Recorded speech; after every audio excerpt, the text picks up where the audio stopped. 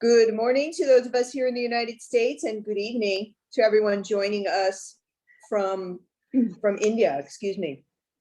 It is very much my pleasure to introduce to you one of my colleagues here at the Crummer Graduate School of Business, who will speak to you today about branding for entrepreneurs.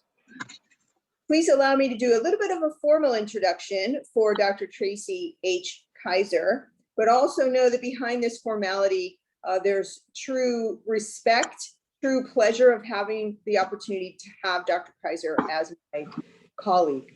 I don't want the formality to overpower that. So Dr. Tracy H. Kizer is an associate professor of marketing here at the Crummer Graduate School of Business at Rollins College in Winter Park, Florida.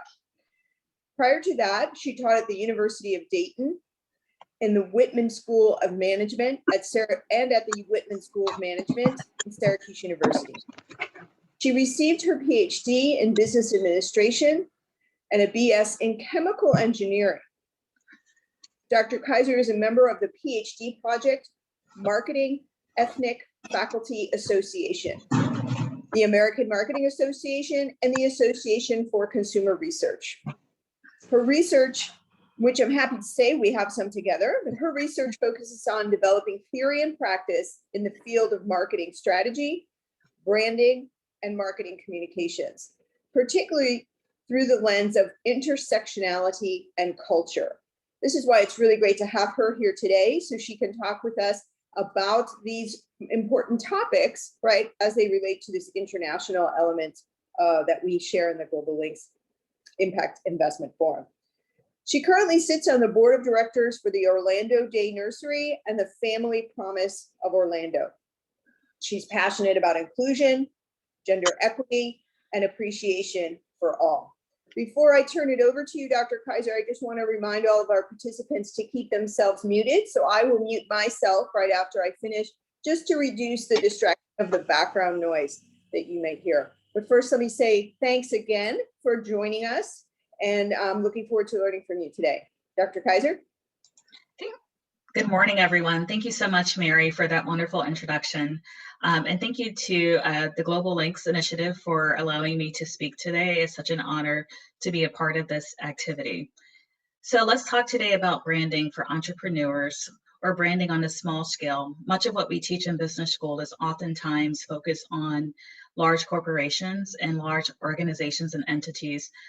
So I've tried to tailor this today to the smaller business owners or entrepreneurs to make it more applicable and relevant. And as I go through today's talk, please let me know if you have any questions or comments by placing them in the chat box, because sometimes it's not always easy to apply some of the content or context to the smaller businesses.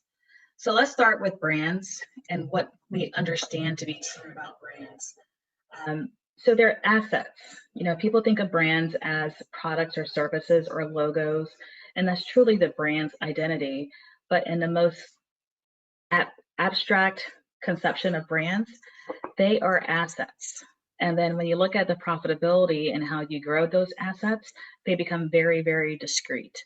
And so brands as assets must be developed and managed. And that is the act of strategic brand management. And brands represent everything that a product or a service means to consumers and also customers.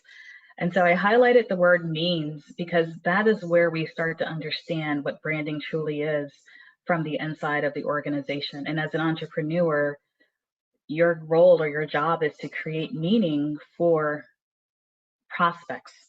So how they come to identify and connect with your brand, how they understand value with your brand, we need to focus on the meaning aspect. And from a cultural standpoint, you have to understand your consumers to understand how meaning is derived and how it exists within your marketplace. So when we take a look at the United States, because we are a very diverse population and very multicultural in nature, meaning is assessed or it's imbued to brands in a host of different ways. And I think the same may be true for your marketplace as well. But as an entrepreneur, it's your job to really get at the heart of what your product or service means to your customer. And so in order to understand meaning, we start to look at why the consumer chooses particular brands. And so this is a theory called the theory of jobs to be done. It is a theory put forth by a marketing and innovation professor at the Harvard Business School named Clayton Christensen. And in his theory, he says that consumers hire products to do jobs. Just like organizations hire employees, consumers hire products and services. And so he says that when we hire products and services to do a job, how well that product or service performs a particular job is where the meaning starts. And so we understand brands must perform a job that consumers want to buy. And so in his classic example of the job to be done, he takes the example of a milkshake. And so when consumers buy milkshakes, what is the milkshake being hired to do for the consumer? And in this case, he researched consumers who bought milkshakes between 7:30 and 8:30 in the morning. And so most people would say that's breakfast time. So why are consumers buying milkshakes during breakfast time? Turns out that the consumers were buying milkshakes to do a job of accompanying them to their morning commute from their homes to their jobs. And so the milkshake was a transportation partner inside of the car for the individuals. And this was done through field research where he interviewed customers who purchased milkshakes, and they didn't want bagels, they didn't want any traditional breakfast foods. They wanted a milkshake because it would last a long time as they drove to their jobs in the morning. And so the job to be done wasn't that necessarily of having a sweet treat at the end of the meal, but it was a relationship partner or a car partner on the way to work. And so he suggests that if you understand the jobs that your brand or your products or services are hired to do, you can actually create more value for consumers and really connect with the consumers on a much deeper level that leads to brand loyalty. Essentially, what this theory does is it allows you to examine the causal driver behind a purchase. So oftentimes, entrepreneurs will develop a product, bring it to market without understanding drivers. And so what I'm proposing here is that to really be successful as an entrepreneur and understand how to brand and manage your asset, you have to understand the causal driver behind consumer purchases.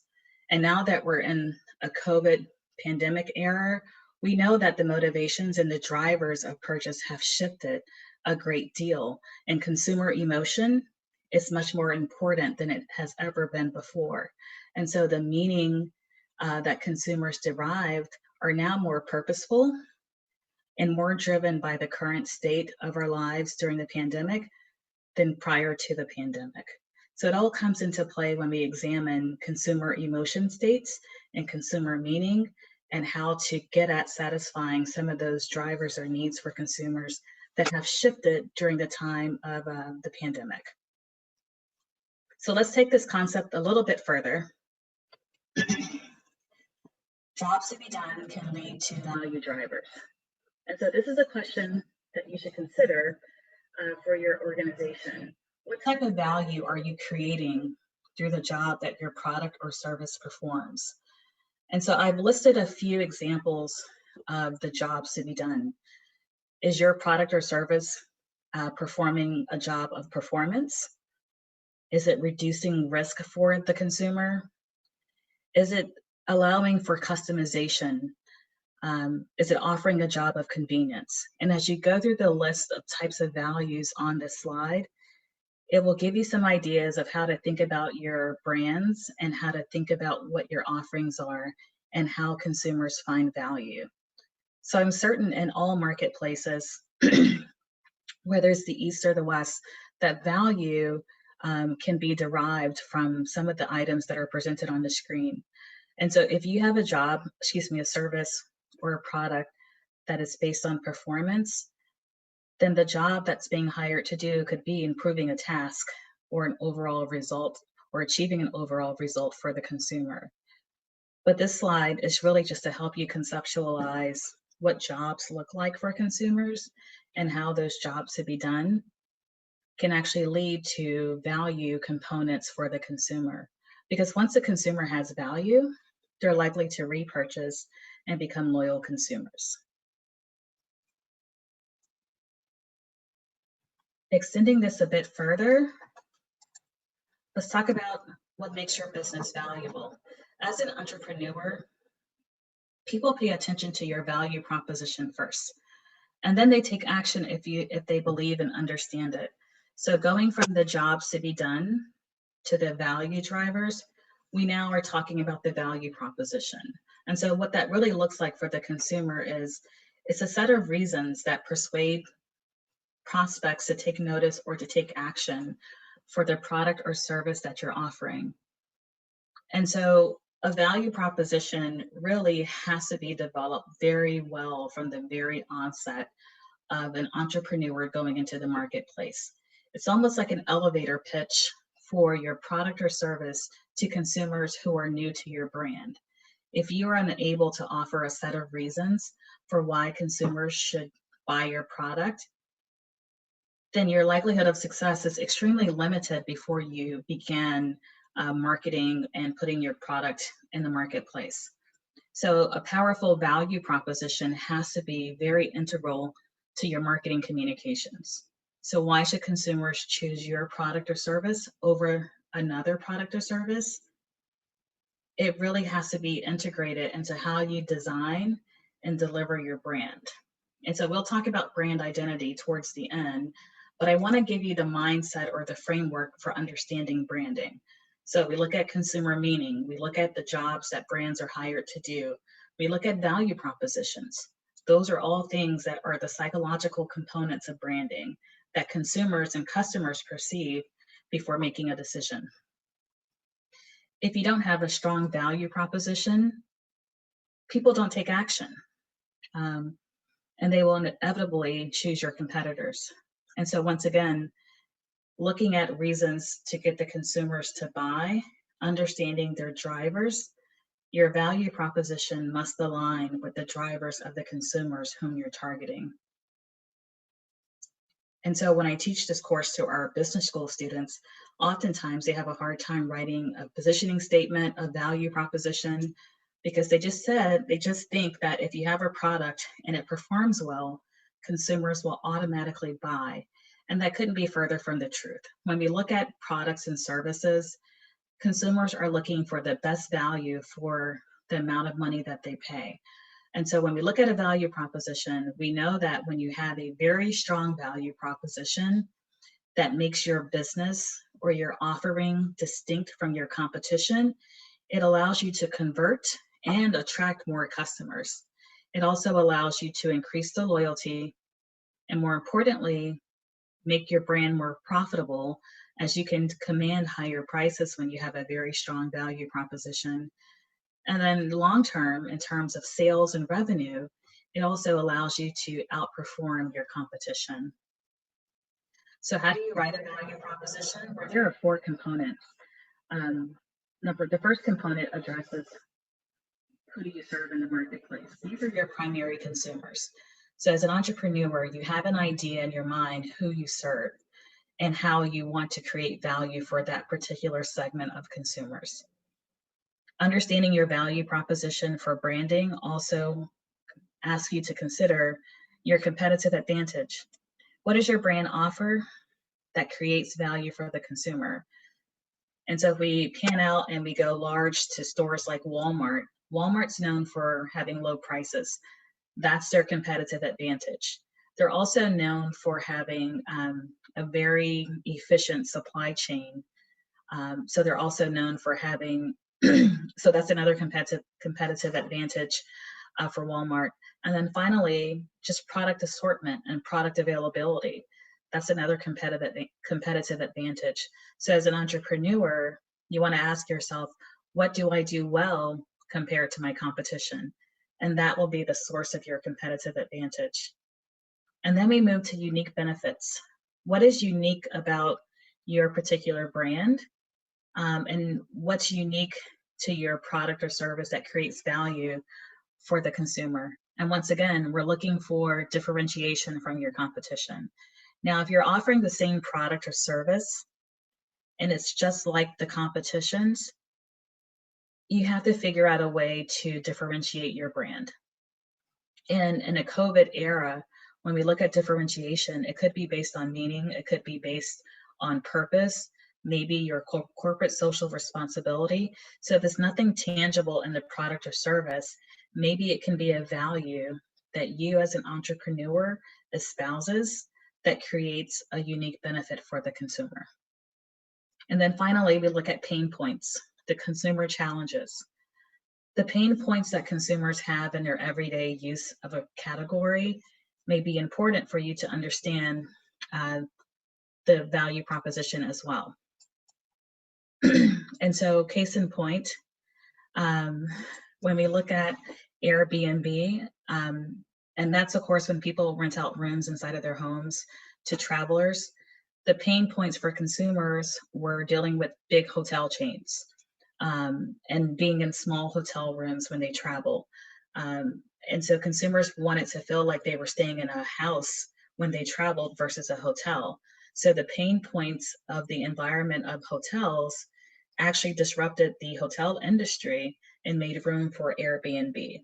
So when we look at consumer challenges, look for pain points. Look for things that consumers have a hard time using inside of a product category, and that can be a part of your value proposition. How are you making their lives easier? How are you as an entrepreneur removing the challenges for your prospects?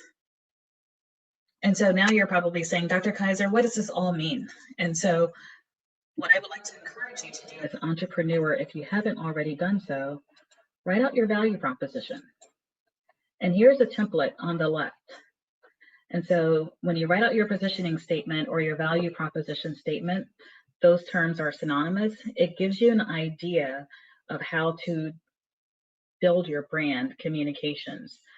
So on the left-hand side, there's a template and it says our products and services. So whatever industry that you're in helps the consumer segment, whatever the target consumer or primary consumers are who want to blink. And then you say by, and it's an action verb, by reducing, by avoiding a consumer pain point. And then the next line says another action verb, and then you talk about what the consumer gains from your product. And if you want, on the very last line, you can include something about your competition, unlike brand X. And so I've given you an example to the right. On the right is a small company or small business called C Kai Run. Now, C Kai Run is a shoe company. It was started by a mother who couldn't find good shoes for her son, and she developed a shoe line that offered really flexible shoes for toddlers. And we all know that our kids are very active.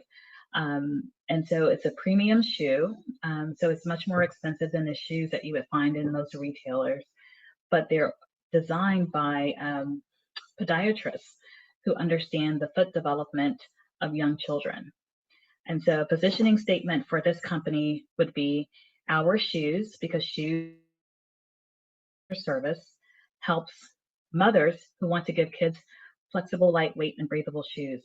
So mothers who care about the shoes that their kids wear and who want their kids to be flexible and lightweight are the primary consumers.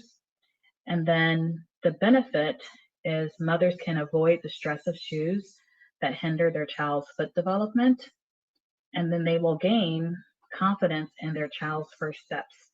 And so that's an example of a positioning statement. So what we would do in marketing is we would take the statement and build our marketing communications and our brand's identity around the benefits and pain points that we understand about our consumer market. And so this is the elevator pitch. This is what you anchor your branding efforts around when you're looking at brand management. So now that we understand value, we understand meaning, we understand that consumers hire products to perform jobs, the next question we naturally ask ourselves is, what makes a good brand? And so we're all familiar with worldwide brands, the top 25 global brands. We can rattle them off quite easily. And we understand that those companies have really deep pockets, and their branding is certainly fueled by very deep budgets and very big budgets.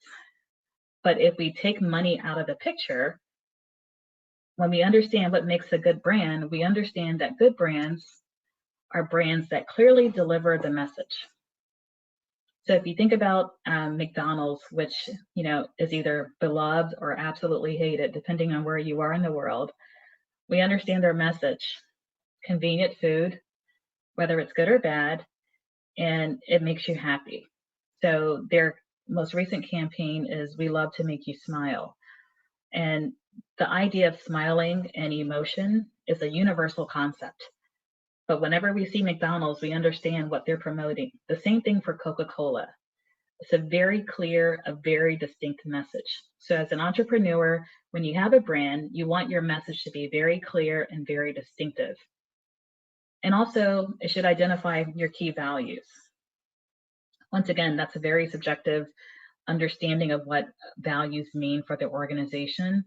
But certainly, when we look at purposeful branding and we look at purposeful marketing, as an entrepreneur, if I'm selling a product, I want people to understand things that I value. Why am I in business? I want to share some aspect of myself with my prospects and with my customers so that they connect to me as an entrepreneur and also connect with my brand. Major corporations don't do a good job at identifying their key values. Only when they're in crisis do we get to hear about their values, for the most part. And I think the exception would be brands like Starbucks, where they actually display their values and live their values and create marketing communications about their corporate culture and their things that they actually value. And I think that too was at the hand of responding to a crisis. But you understand what I'm saying. Values are more associated with individuals versus large entities. Emotionally connect your target customers with your product or service. Apple was one of the greatest companies where emotional branding is really done well. And Apple uses communication tools of humanity to communicate in their ads. They identify all types of individuals from all walks of life. They never exclude any one particular consumer. And when they first came to market, they used silhouettes. The silhouette campaign was for the iPod. So they didn't put a face to the consumer. It was just a silhouette, very abstract. And it was an invitation for everyone to connect with the brand. And so when you think about emotional connection, be careful to avoid exclusion, because you never know what people connect with when they see stimuli from your brand. So I would suggest that when you look for emotional connections, understand what drives the meaning. We started with looking at meaning from the very beginning. Understand where consumers derive meaning from your products and use that to form an emotional bond or an emotional connection. A good brand also creates user loyalty. It invites consumers to come back. It invites consumers to build relationships with the brand. And it invites consumers to share the brand with people that they love. And more importantly, a good brand gets the job done. So that's just a good brand. What about a strong brand? So we go from good to strong. And a lot of the criteria are the same. So strong brands also have logical and emotional reasons for consumers to choose them. But more importantly, the brand delivers the brand promise with every interaction. And this is where we look more broadly at organization and entities, because now we're looking at brand promise delivery from the marketing side, the sales side, the product design, the customer service. We're looking at all the facets that work together to build a brand. So if you're an entrepreneur, you probably don't have a team of people that are supporting your brand, but think about the customer interactions. Think about the customer uses. So every time the consumer uses your product, or they interact with any aspect of your entrepreneurial brand, the brand promise should be delivered. Every touch point, every contact is an opportunity to strengthen the relationship and also to strengthen the bond of your brand. And finally, a strong brand leads to unbreakable customer loyalty. We call that brand inertia, brand love, brand stickiness, when there is a very glued or very stuck relationship between the consumer and the brand. So how do we create good brands, strong brands? Through branding. So we move from talking about brands as an object to now the act of branding. And this is the strategic part of marketing, or the strategic part of branding. What are the tactics? What are the processes that one can use to understand the brand process and how to build and develop brands? So here's a diagram that depicts the brand strategy process. And this is taken from a book called Designing Brand Identity, or Designing Your Brand. And the process starts from conducting research, to clarifying your strategy, to looking at designing your brand identity, creating touch points, and then also managing assets. Uh-oh. Don't know what happened there.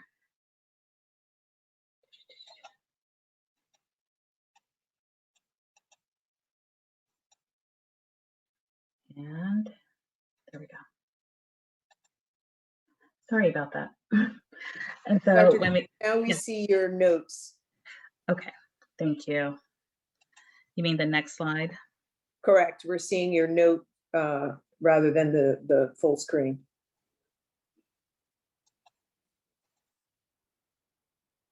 There we go. That looks great. Thank you. And so when we look at the brand strategy process, we start with the research.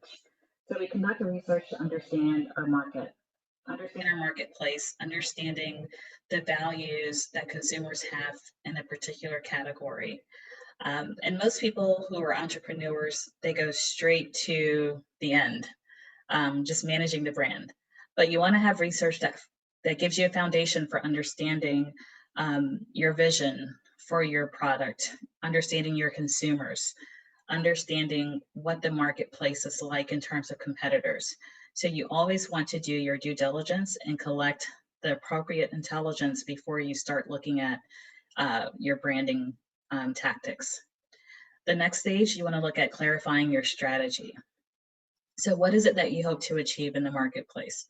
Do you want to move consumers through the marketing funnel, just the top of the funnel, which is making them aware of your brand and familiarizing them with your brand? Or do you want to go straight to conversion? So understanding the strategy before you start looking at your next steps is important. And then finally, or the third point, is looking at brand identity. How do you design your brand to make consumers resonate with the visual components of your brand?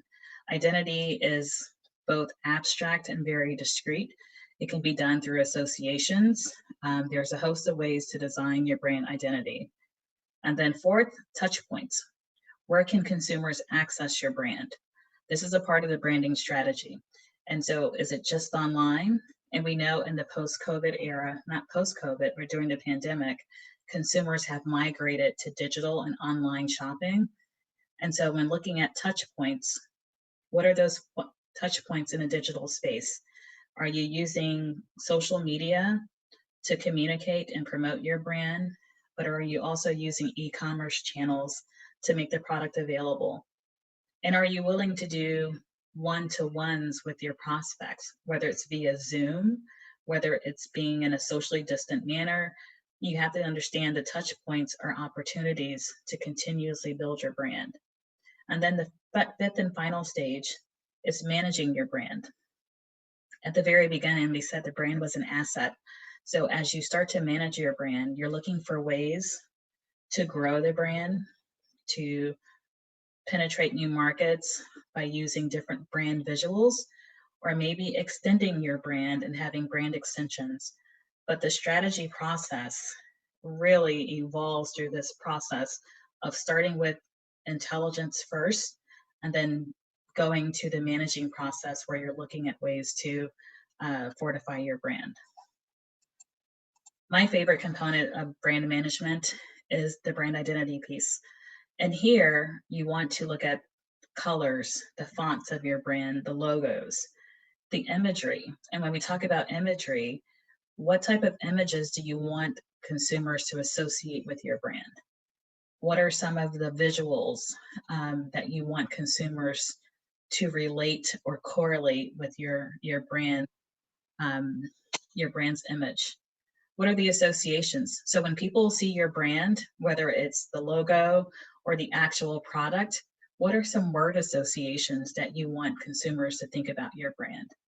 And you can help create that by using the colors, the fonts, the logos, and communicating with consumers in an appropriate manner that drives those associations. And then more importantly, the name, the URL. You want to have a brand name that correlates to what you're offering or even what your value is as an entrepreneur. It has to make sense holistically for the entrepreneur and the product and for the consumers.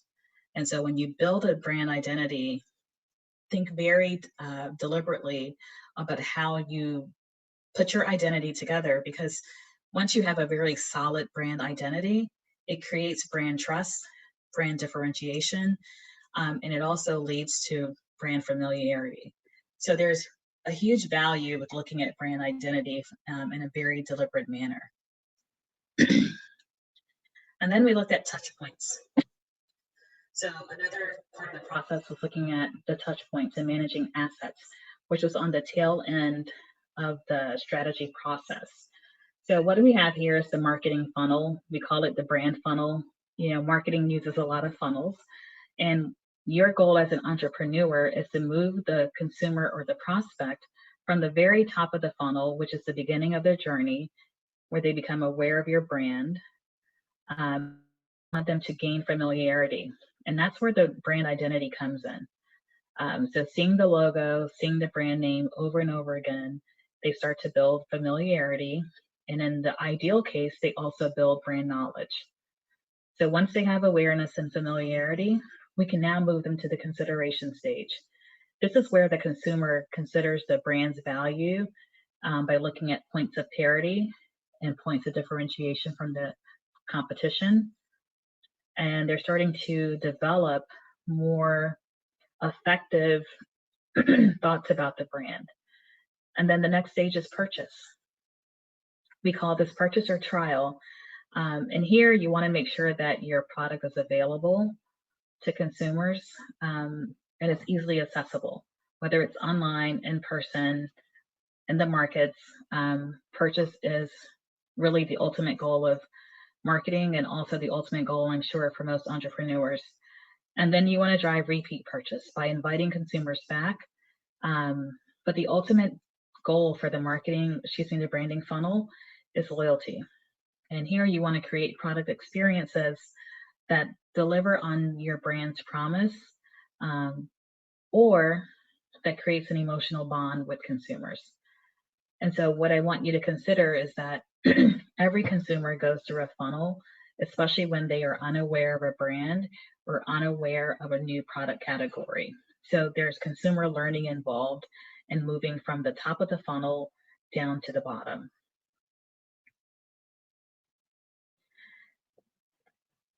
And another way to look at building the brands or brand building blocks is to look at the brand resonance pyramid. And the brand resonance pyramid starts at the very bottom.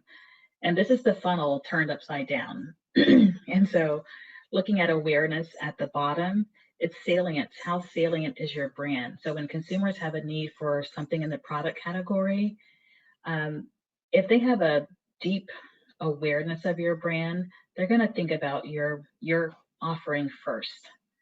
But what you want to do from a strategy standpoint is make sure that your brand identity is in place and they know who you are. Because consumers move from the base of the pyramid to the peak of the pyramid. So the next stage is performance and imagery. And this is where the consumer starts to ask, how is this brand the same? Or how is this brand different from the competition? And this is the level where they start to form meaning. So they ask themselves, what is the brand? And how does it perform? And what type of imagery will it yield for myself as a consumer?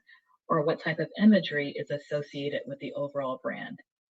And then we move further up where we look at emotions. And this is where we start to get the loyalty and the connection to the brand. And consumers start to have feelings about the brand and judgments. And as you can see, performance and judgment are on the left-hand side of the pyramid. And that's because consumers start to make judgments about the brand's performance. And so on the left-hand side, we say it's a very cognitive set of emotions or a cognitive set of thought processes. And on the right-hand side, it's very emotional or very affective with an A. And so when we get to the very top of the pyramid, we're now looking at resonance. What about you and me? It's a brand relationship. And this is where there is intense active loyalty from the consumer, and there's a strong brand resonance. So in all, we start with the meaning from consumers, we design a value proposition, and then we start to look at ways to build the brand's identity. And then we look at managing the assets or managing the brand to move consumers from salience to resonance. Or we look at the brand funnel to move the consumers from awareness to loyalty. And that is, in essence, a very broad overview of what branding is for entrepreneurs. And so, what do we do with all of this in COVID? I'll leave you with this about where we are with branding and what matters now for consumers. And so in a post-COVID-19 era, when we start to look at branding and what brands mean to consumers, so before, companies were looking at communicating with individuals by using words and text and ads and copy. And now consumers are more interested in action. Life has shifted in terms of how we see the world. And so consumers are now looking for more tactical evidence of brands' commitment to themselves and to the offerings that consumers are purchasing. Also, we're moving from a state of self-interest to acting like a leader. So consumers are looking for brands and organizations to lead during this pandemic, and they're looking for brands to take leadership positions on various topics, but more importantly, for consumer safety. So how are you going to ensure my safety and to make sure that I'm taken care of in the current environment? So the brand strategy was an internal function before, but now it's shifting to a shared agenda with the consumer. So if you think about co-creation and how consumers are involved in creating the experience, it really has to be a shared agenda between the consumer and the organization. And the same is true for entrepreneurs.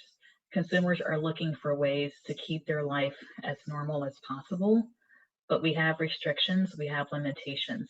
So let's share those goals together and see how the brand can assist the consumer in building that shared perspective. And then we look at competitors. So where brands were now once competing, there's a potentiality for partnerships. How can we collaborate? We're all in this thing together. How can we collaborate and create value among a group or a set of us? And then we have traditional products are now shifting to relevant products. And so looking for some of the innovation and creativity in the pandemic that will allow consumers and brands to really have products that serve a need that probably wasn't present before the pandemic, that certainly is now. And then using power for profit, that's capitalism certainly at its best, but now we can use, consumers are looking for brands to use their power for impact. So once again, you'll hear me say it over and over again about purposeful living, purposeful branding, purposeful entrepreneurship. How can you connect with the human spirit and make an impact in the lives of consumers? And how can you do that sincerely and authentically? Because consumers will certainly see that in terms of your offering and how you do business. And then finally, the avoidance of segmenting and isolating consumers to including all consumers.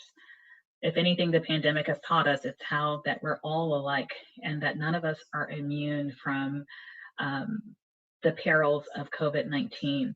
And so consumers are looking for a way to be included, and they are looking for brands to be more inclusive as we deal with the challenges that are now more salient from the pandemic and within the last 12 months in general across the world. We're moving from a less selfish perspective from brands to a more inclusive space. With that, I will conclude. Thank you for allowing me to chat today about branding. And I certainly hope that some of the information was valuable to those of you who are on the call. And I will certainly now turn it back over to the moderators for question and answer. Oh, I forgot I had this slide. Final slide. And this is my takeaway, because I'm a very, I believe in humanity and kindness and love. And so the goal, this quote says, the goal is to understand customers on your terms. The goal isn't to understand customers on your terms, it's to understand them on their terms. And so understanding consumer sentiment and emotion will put you in the driver's seat versus speaking at the consumer. Just speak directly to them and create value that way. And then I'll leave you with a quote from Howard Schultz, former CEO of Starbucks. If people believe they share values with the company, they will stand loyal to the brand. So sharing more of ourselves and more of our values will lead to greater connection. Thank you. Great, thank you, Dr. Kizer. And as we transition to the Q&A, I just wanted to remind folks, Professor Dutta is going to manage the Q&A, but we've got a lot of students, a lot of entrepreneurs, right? All of the GLIIF audiences and professors on here.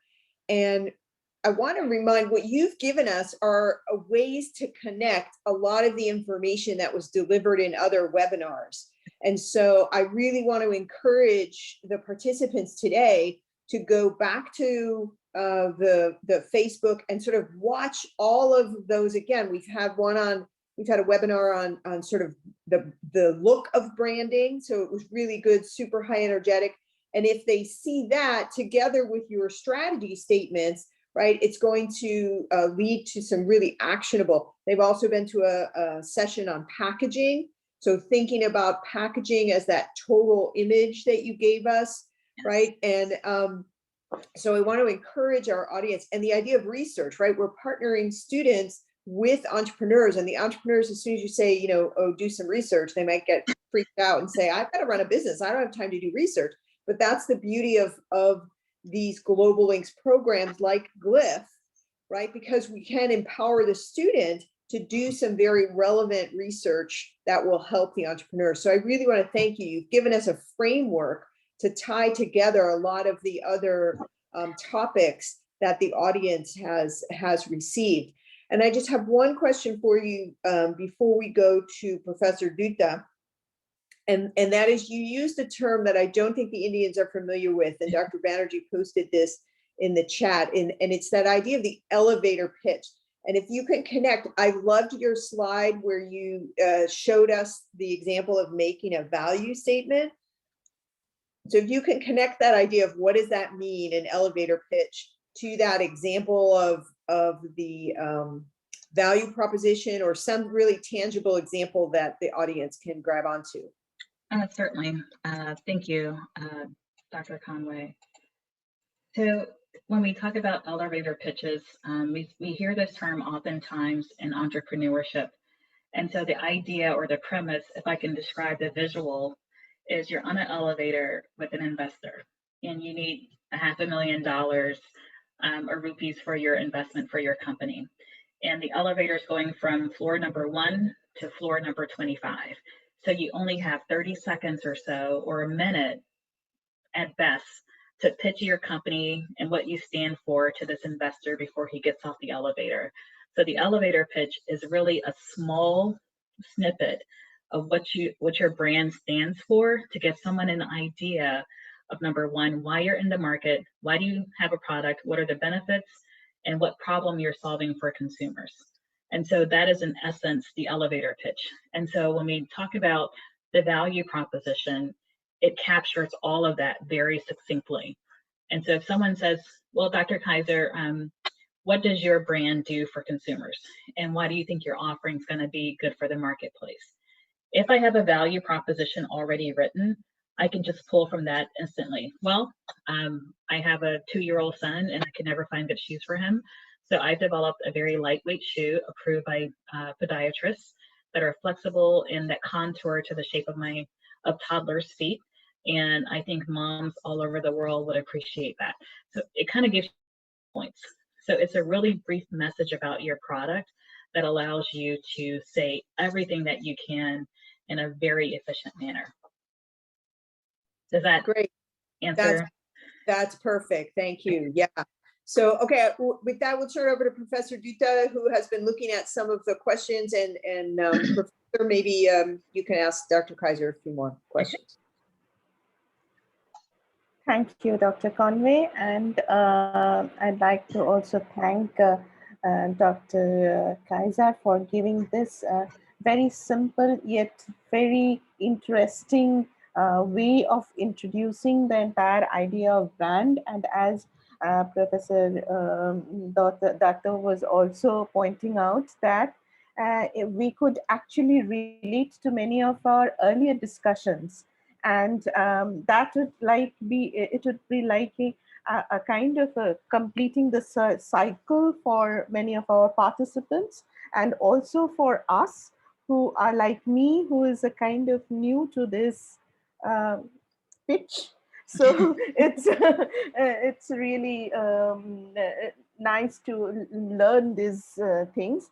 I hope to work on them in near future as well. So quickly turning to some of the questions that our participants had.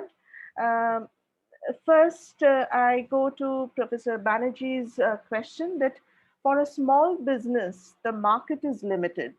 So do you think that it is viable to invest in a brand consultant to design a brand for them? Because in GLIIF, all our participant entrepreneurs are actually very small sized. Mm-hmm. So what is your take? So can I start with the idea of how limited is defined? So when she says that for small businesses, the market is limited, does that mean it's limited in terms of available consumers or limited in terms of resources? What is the context of limited? I meant available consumers. Available consumers, okay. So certainly, thank you for clarifying. Quite frankly, I'll give you my honest answer and then I'll give you a more suitable answer. I think that brands for entrepreneurs are best designed by the entrepreneur themselves because it represents something authentic and very genuine about the entrepreneur. And I think consultants, because they help very many people, that sometimes the authenticity of the entrepreneur gets lost. And so even though the market is small and there's few consumers, I think a consultant may do more harm than help at the very beginning of the process. Certainly down the line, I think a consultant will be helpful, but in designing your brand, I think if you have a passion and a good idea, no one can design that better than you. A consultant may tell you, oh, different colors, different fonts, but in terms of designing the brand from an identity perspective, I do think that entrepreneurs should just do the due diligence and just really hash it out and really do it from their perspective and their point of view. Okay, thank you. And this is actually very important comment for our small entrepreneurs who are here, for whom the message is basically they are the best judge for their brands to develop. So for the entrepreneurs, আমাদের এখানে যে সমস্ত দিদিরা আছেন, I'm sorry, I'm just shifting to my vernacular language. যে সমস্ত দিদিরা আছেন তাদের জন্য এটা থেকে মেসেজটা হচ্ছে যে আপনারাই নিজেদের ব্র্যান্ড তৈরি করলে সেটা সব থেকে বেশি ভালো হবে, নিশ্চয়ই আমাদের অন্যভাবে হেল্প করব, কিন্তু আপনাদের যেহেতু ভাবনাটা তার সাথে জড়িত থাকবে, তাই জন্য আপনারাই বোধহয় সব থেকে ভালো তৈরি করতে পারবেন। Shifting to the next question, small business can tie up with large business to use their brand. Is this a possible way you think they should come up? So the way that we like to explain brand partnerships and alliances is by looking at brand equity, if you will. So a large business has a much stronger and more steady brand equity than a smaller company. And so if the larger company is very gratuitous and is willing to support the small business, then this could work out very well. And there's a win for the small company and certainly a positive for the large company. However, if the large business overshadows the small business, there is a risk in partnering with the large company. So it has to be done very strategically so that the small business doesn't get overshadowed by the large business. Otherwise, the relationship or the partnership is for naught. So I would say, and this can work beautifully if the small business offers a product or service that's not conceptually close to what the large business offers. So if those two entities are in separate categories, this partnership may work well. But if there's any type of overlap between the small business and the large business, consideration should be taken for not having the smaller business overshadowed. Okay, thank you. There's a question from Sanchari who asks that how can I connect my brand with customers through online platforms like Instagram or Facebook in such these challenging times? I think that's a really excellent question. And I don't know, Sanchari, what you're currently doing. So we see that the frequency of posts is essential to connecting with consumers and also making it relevant. So what we see typically in the United States right now, we are dealing with a lot of social justice and social unrest. So we also see that brands are joining the conversation with social justice, social unrest. So even if consumers are not looking for product or services, brands are using Instagram, Facebook to make themselves present. It's almost like reminder advertising. So you're not really telling the consumer, hey, come buy my product, but you're starting to display your values and show what you stand for using those social media platforms. And so connecting your brand, it doesn't have to be so obvious saying, hi, this is my product on Facebook or Instagram, but you can just say, my company feels X, Y, and Z, or my company stands with this perspective. So you start to become more humanized in your communications versus just always pushing a product. So I would say modify your content from time to time to connect with issues or topics that are meaningful for your consumers. Dr. Kizer, can I add a little just example for the Indian audience to that? And Professor Dutta, if you want to translate anything, of course, please, we're always willing to pause for that, because in the Indian context, the Amul butter, right, that was spoken about in one of the previous webinars is also a really good example of that. That Amul, which is a very, very big company, but they use their character, right, the Amul butter girl, if you will, to identify with those issues exactly as you're saying that are relevant to the audience. And in their case, going back to Dr. Banerjee's question, right, there's a very, very large audience for Amul butter. It's not a small enterprise by any way, shape, or form. It's multinational. It's very large.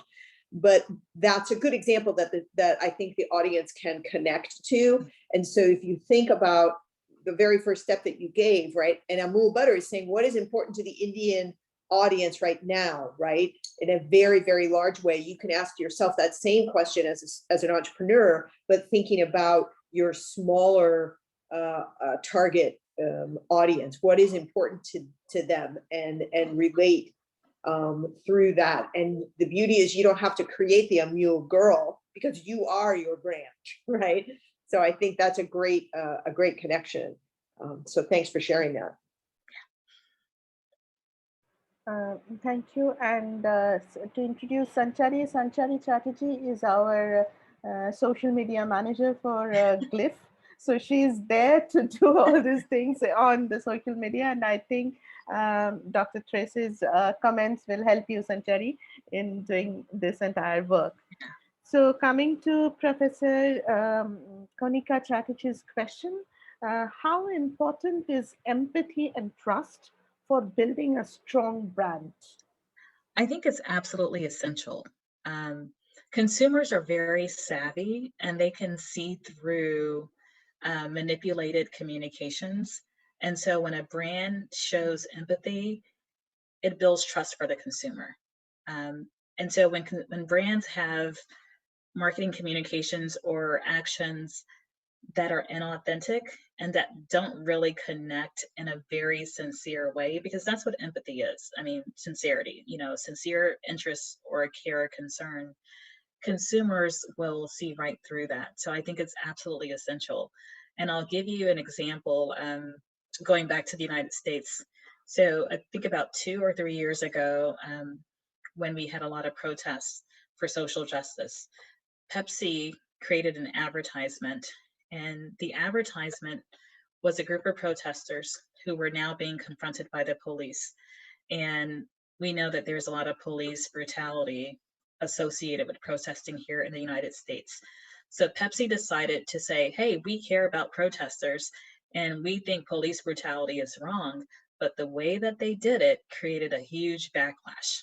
So the commercial featured protesters, and they were being confronted by the police with shields, tear gas, and guns. And out of nowhere, one of the Kardashian sisters showed up with a can of Pepsi to de-escalate the conflict between the protesters and the police. And there was outrage everywhere. And Pepsi's a very strong brand in the United States, but the idea that a soft drink can be a solution for conflict between citizens and the police, it was perceived as very insensitive. It was perceived as Pepsi trying to capitalize on a very sensitive situation. And the backlash was long and it was very loud. And boycotts were called, and Pepsi had to come back out and issued an apology. And then people requested that their advertising team had more diversity because they saw the brand as being out of touch with the consumers, even though the brand was attempting to do something kind. It didn't come across as sincere, and it really violated consumer trust and appreciation of the brand. So empathy is absolutely important because it does facilitate trust for the consumer. Thank you. And the last question that we have for the evening is from Ankita Chakrabarti, who asked that a strong branding can create a monopoly in the market. Is it true? Unfortunately, I do agree with that. So strong brands, because they have the resources and they have the consumer connection, they can, in essence, create monopolies in the marketplace. And there's just no easy way around that. And we see that happening with Facebook. And so we have a lot of hearings here in Washington, D.C. about Facebook being a monopoly for like social media. It's because, number one, they have a product that everyone loves. There is an emotional connection. Their message is very clear. They have all the components of a strong brand. And the only way to prevent them from becoming a monopoly is to have legal regulations. So absolutely, strong brands and strong branding can absolutely create the threat of monopoly. Okay, thank you so much. Thank you so much, No, thank you. Dr. Kizer. It was really a very nice and illuminating kind of a lecture where we could actually relate to many of our concerns and issues. I'm sure the entrepreneurs who are here and also the students who are here will be able to relate their issues to this lecture. Thank you very much. I also thank the entire GLIIF team, Dr. Conway, Professor Sarmishta Banerjee, and others, and the students, volunteers who are working very hard with us. And special thanks to all the entrepreneurs who have come up and joined these sessions. This shows how eager they are to learn from this platform. We are really happy and fortunate to have them in this forum. So thank you, thanks to all. I now hand it over to Sanchari for the photograph maybe, and then a closing. That was the next session that was being shown. Sanchari? Well, thank you, everyone. I just want to say thank you, and it was a pleasure speaking to all of you today. Thank you. Yes, ma'am. I would just like to say that the next session that we have is beyond branding, which is on the next of Friday, April 30th, and it will be conducted by Shayok Chakraborty. So please make sure he's an advocate. So he will be covering all the legal, terminologies and what to do, what not to do. So make sure that you tune in for this webinar. And I request all of you to please kindly switch on your cameras